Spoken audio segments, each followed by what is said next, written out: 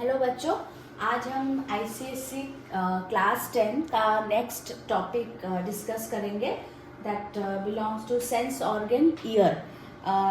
Now ear is one of the sense organ that helps in hearing, you all no.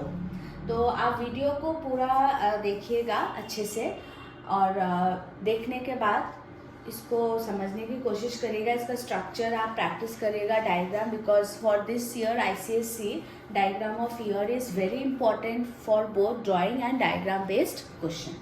Now in the ear part you have to focus on this structural component starting from outer ear, middle ear and inner ear.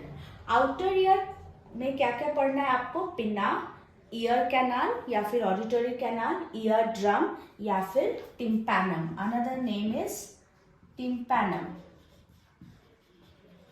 Next आपको middle ear में ear ossicles पढ़ना है, Oval window और round window.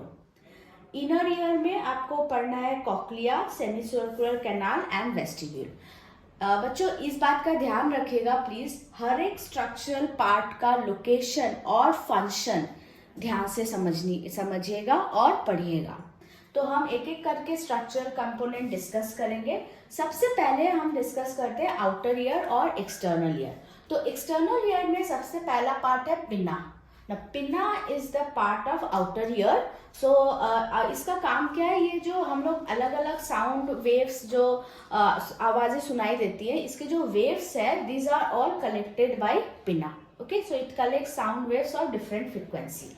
Next is the auditory canal. So this is the ear canal और auditory canal.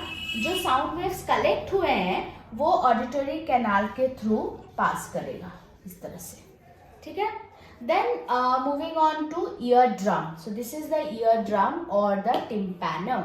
Now जब भी sound waves travel करते हैं और एक ऑब्स्ट्रक्शन की तरह आ जाता है, जैसे ear drum is a very fine membranous structure, उस पर वो स्ट्राइक करेगा. जैसे स्ट्राइक करेगा साउंड वाइब्रेशन प्रोड्यूस होगा. तो सबसे पहले आप नोट करो कि ईयर ड्रम का लोकेशन कहाँ है. ईयर ड्रम हम लोकेशन लिख सकते हैं in between the ear canal and the middle ear. ठीक है, आप डायग्राम ध्यान से देखो, आपको लोकेशन समझ में आ जाएगा. तो ईयर ड्रम का मेन फंक्शन क्या है? Produces sound vibration. नाउ अब जब साउंड वाइब्रेशन प्रोड्यूस हो गया, अब जो साउंड वाइब्रेशन है वो चला जाएगा मिडल ईयर में. ठीक है, अभी मिडल ईयर के पार्ट में आ जाते हैं. मिडल ईयर में 3 बोनी स्ट्रक्चर है and those 3 bony structures are the small bone of our body. So 3 bony structure क्या क्या है? एक है मैलियस, सेकेंड है इंकस और थर्ड है स्टेप्स. मैलियस, इंकस, स्टेप, ये है साइंटिफिक टर्म. कॉमन टर्म क्या है? Hammer, anvil, stirrup. But don't write this common term until and unless it is asked in the question. Always use this biological or scientific term. So all these 3 bony structures are collectively called ear ossicle. अभी ear ossicle का location कहाँ हो गया? in the middle ear. So ये middle ear का part है. ठीक है, अभी इसका फंक्शन क्या है? It helps to increase the loudness of the sound. आवाज को जोर करता है. ठीक है, मैग्नीफाई द साउंड वाइब्रेशन और increases loudness of the sound. अभी बच्चों एक पॉइंट आप प्लीज नोट करिएगा. जो ईयर ऑसिकल जो एकदम ईयर ड्रम से कनेक्टेड है वो है मैलियस, और जो ईयर ऑसिकल ओवल विंडो से कनेक्टेड है इट इज कॉल्ड स्टेप्स. ठीक है, ये है ओवल विंडो, देख सकते हो एक स्मॉल एपर्चर की तरह है. उसके ठीक नीचे दूसरा एपर्चर है, that is round window. So Oval window, round window का काम क्या है? अभी ये जो साउंड मैग्नीफाई हुआ, आवाज इसका बड़ा है, तो वो मैग्नीफाई साउंड जाता है इनर ईयर पार्ट में. And this inner ear is also known as membranous labyrinth. Okay, another name. So this is showing the entire inner ear part. Inner ear consists of this spiral shaped cochlea, you can see, and above that उसके ऊपर आप देख सकते हो ये canal की तरह 3 structure है और तीनों परपेंडिकुलर है एक दूसरे से, and this is called semi circular canal. ठीक उसके नीचे आपको वेस्टिब्यूल्स मिलेंगे यहाँ पे, and two regions of vestibules are saculus and articulus. अभी थोड़ा कॉक्लिया का इनर स्ट्रक्चर डिस्कस करते हैं ब्रीफली.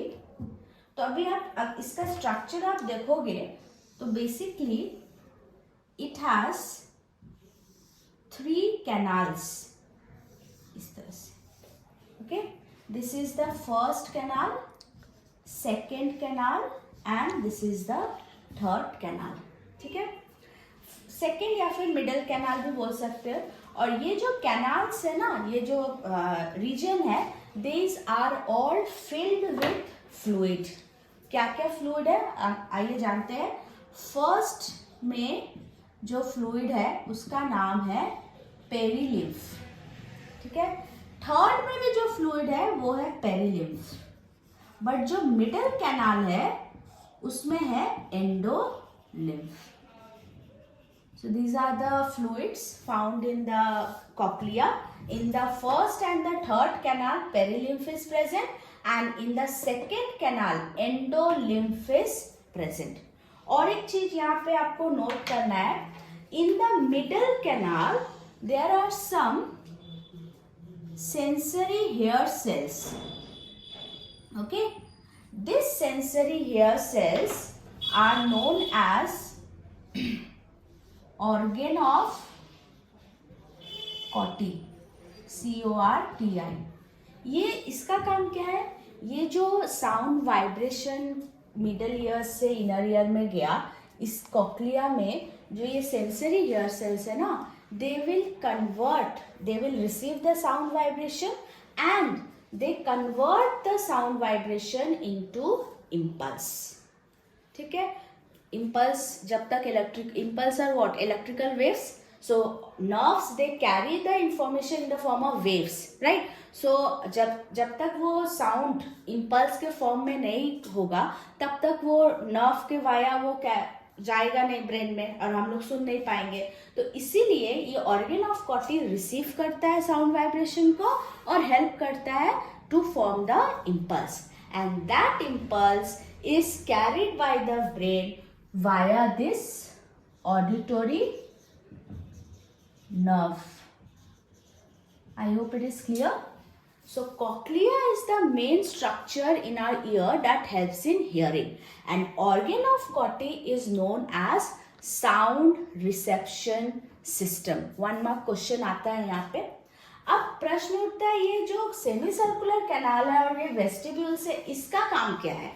ये जो सेमी सर्कुलर कैनाल है ना और वेस्टिब्यूल्स, ये हमारा बॉडी बैलेंस को मेंटेन करता है. तो दो तरह के बैलेंस होते हैं. एक तो जब हम लोग मोशन में रहते हैं, जब हम लोग चलते फिरते रहते हैं तो उसको बोलते हैं डायनामिक बैलेंस, और जब हम रेस्ट में हैं उसको बोलते हैं static balance. So semi circular canal जो है that maintains dynamic balance of our body, and both this saculus atriculus, that is vestibule, it maintains static balance of our body.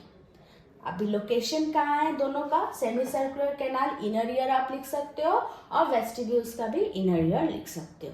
तो एक बहुत इंपॉर्टेंट आईसीएससी में क्वेश्चन है, write difference between semi circular canal and vestibule. So difference यहीं पे आता है function के बेसिस पे. That is semi circular canal maintains dynamic balance of the body जरूर लिखना, और vestibules maintain static balance of the body. One more thing girls, I want to add it here. This semicircular canal is also filled with a fluid known as endolymph. ठीक है, जो fluid है सेमीसर्कुलर canal में वो endolymph है.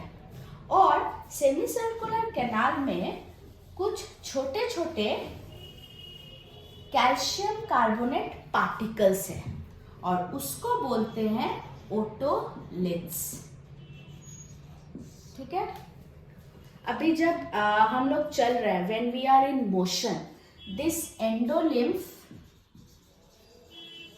also acquire motion. Okay, right? It strikes the otolith particle Otoliths also acquire motion, and these particles, otolith particles,